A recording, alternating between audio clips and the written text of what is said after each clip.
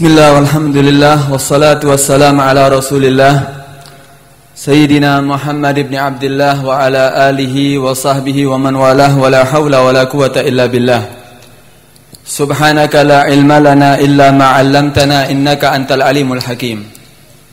Rabbi syrah li sadri wa yassir li amri wahlul 'uqdatam min lisani yafqahu qawli, amma ba'du.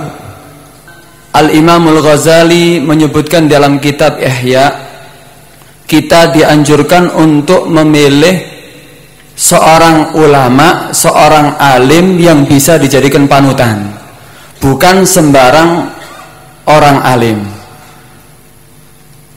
Imam Ghazali menyebutkan hadis, menukil hadis dalam kitabnya Ihya, qala Rasulullah sallallahu alaihi wasallam, la tajlisu inda alimin illa ila alimin yad'ukum min khamsin ila khamsin.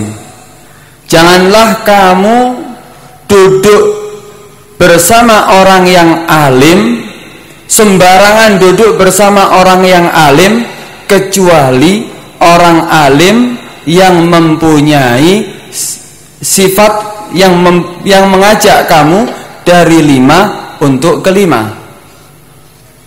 Yang pertama yaitu minasyakki ilal yakin, orang alim yang mengajak dari keraguan kepada keyakinan.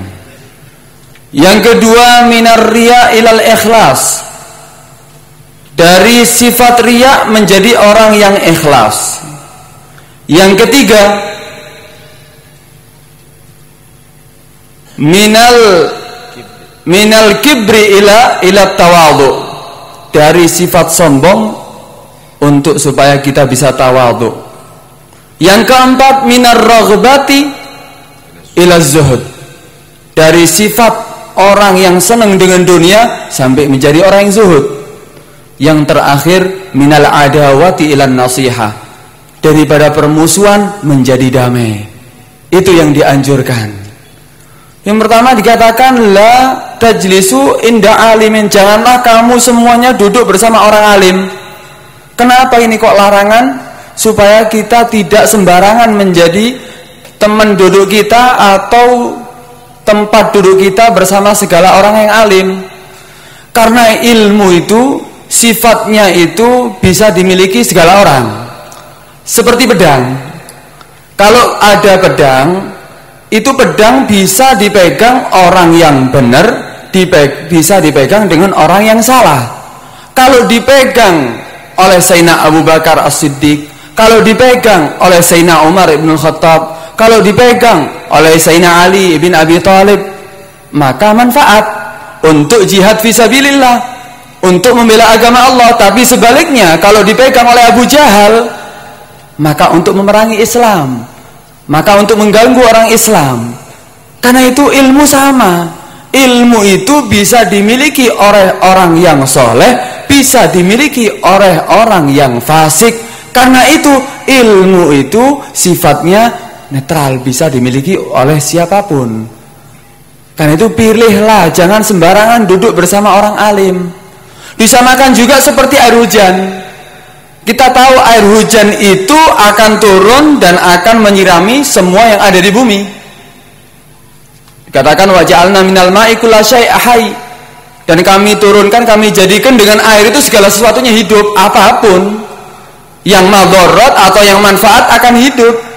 Seperti seandainya air hujan itu turun, kemudian turun menyirami dari beberapa buah pohon mangga, menyirami masalan apel, manfaat, ketika berbuah kita bisa menikmatinya. Tapi sebaliknya, kalau turunnya menyirami ganja, menyirami pohon-pohon yang tidak ada manfaatnya, bahkan banyak madaratnya, maka air itu dimanfaatkan oleh ganja dan akan tumbuh itu ganja, akhirnya menjadikan madarat kepada orang-orang yang di sekitarnya. Sama, ilmu juga sama. Jangan sembarangan cari orang alim, karena orang alim kalau memang dia soleh akan menjadikan manfaat untuk umat. Cuman sebaliknya, kalau tidak manfaat, kalau orang alimnya fasik, maka tidak akan beri manfaat, malah jadi madharrah. Karena itu Rasulullah mengatakan kecuali 5 orang, 5 yang mengajak 5. Orang alim yang mengajak 5 dari 5. Yang pertama mengajak daripada keraguan sampai yakin. Kalau kita ragu dalam agama kita bisa yakin kalau duduk bersama dia. Kalau kita masalah akidah kita kurang seret, kita hadir duduk bersama mereka, kita bisa semakin yakin. Kemudian yang kedua, dari sifat riya bisa menjadi orang yang ikhlas. Riya itu al-amal li ghairillah. Kalau al-ikhlas, al-amal liwajhillah khasah. Itu amal untuk Allah Subhanahu wa taala khusus. Karena memang untuk itu kita diciptakan, wa ma umiru illa liya'budullaha mukhlishina lahuddin. Kita ini diperintahkan untuk beribadah kepada Allah untuk ikhlas. Ibaratnya orang yang ikhlas itu kalau orang tidak ikhlas sama dengan orang yang kirim surat. Kalau ada orang kirim suratnya panjang lebar kepada saudaranya yang ada di Jakarta, kepada saudaraku yang ada di Jakarta, memberikan kabar semuanya lengkap, cuma dimasukkan amplop alamatnya Surabaya. Akan sampai ke Jakarta atau ke Surabaya ini? Pasti akan sampai ke Surabaya. Kenapa? Yang di luarnya alamatnya Surabaya, bukan Jakarta. Kita juga sama ketika sholat, iyyaka na'budu wa iyyaka nasta'in, inna sholati wa nusuki, semua sholatku, semua ibadahku lillahi ta'ala, untuk Allah Subhanahu wa ta'ala. Lafadznya, lisannya menyebutkan seperti itu, cuman batinnya, hatinya tidak ikhlas, bukan karena Allah, ingin dipuji, ingin dipandang, ingin dilihat bahwa dia ahli ibadah. Sia-sia. Podo ambek wong kirim surat ke Jakarta, tujuannya cuma ditulis depannya ke Surabaya.